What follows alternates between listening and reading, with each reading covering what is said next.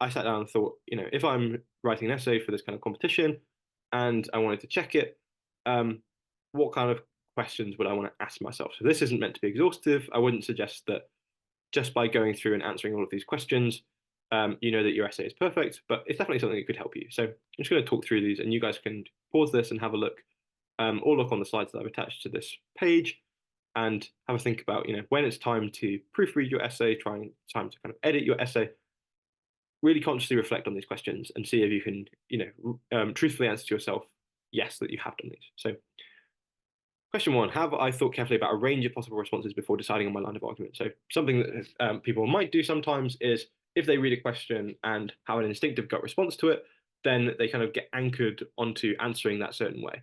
And this is something that can kind of harm people sometimes because it's, maybe not the best assumption that our first answer will be the best answer. So if you've, the best way to approach, I think, is to start your planning by really thinking about what's a range of possible responses. What are some reasonable options, even if I don't think they're right?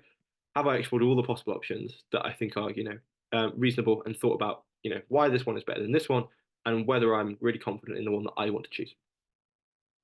Does my introduction efficiently set up my essay, giving definitions and criteria where necessary? So we saw that this is something that the winning essay did quite effectively, giving definitions and criteria really efficiently. So again, it's worth stressing that your introduction is not going to be the main place where you get marks in an essay competition or in an essay most generally.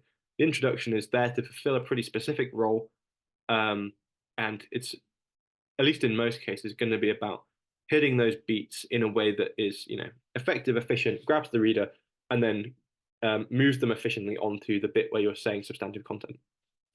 Is it clear enough what my argument is? Could I summarize it in one sentence? So we spoke earlier about the importance of clarity and specifically being clear, what your ultimate conclusion is and what your argument for that conclusion is. So if you think that you're getting to a point in your essay where you've got most things sorted, I would encourage you to ask yourself, can you summarize why you're concluding the way that you're concluding in one sentence? Because it suggests if you can't do it in more than one sentence, you maybe haven't got it clear enough in your head. Have I structured my answer intelligently using subheadings to separate relevant sections? We talked about this before. Using subheadings is a really good way of separating different ideas and making sure that you have nice kind of coherent structure, which separates different ideas and allows them to kind of stand on their own. Is the language I'm using designed to be persuasive to a reader? And similarly, have I included examples or thought experiments to impact my point? So these two kind of go together. So thinking about not just the point that you're making, but how you're making it. Is this something that's designed with the reader in mind?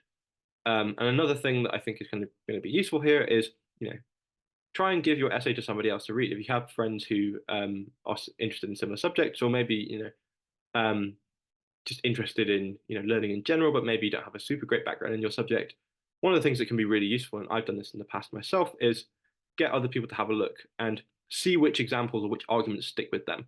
See if after having read it once, they can kind of effectively recount to you the broad strokes of what you're saying, and see which bits stick with them. If there's a particular example or a thought experiment that's stuck with them, then that's going to be something really useful. On the other hand, if you thought you have a killer argument and it's something that a couple of people having read it haven't come away praising, this might be something that is worth a reconsideration. And then finally, have I checked my spelling, grammar, and referencing? So we saw that this is something that is not directly important as to the cogency of your essay and your argument, but it is going to be something that gives your reader a certain impression about you, which could influence their impression of the writing that you've done.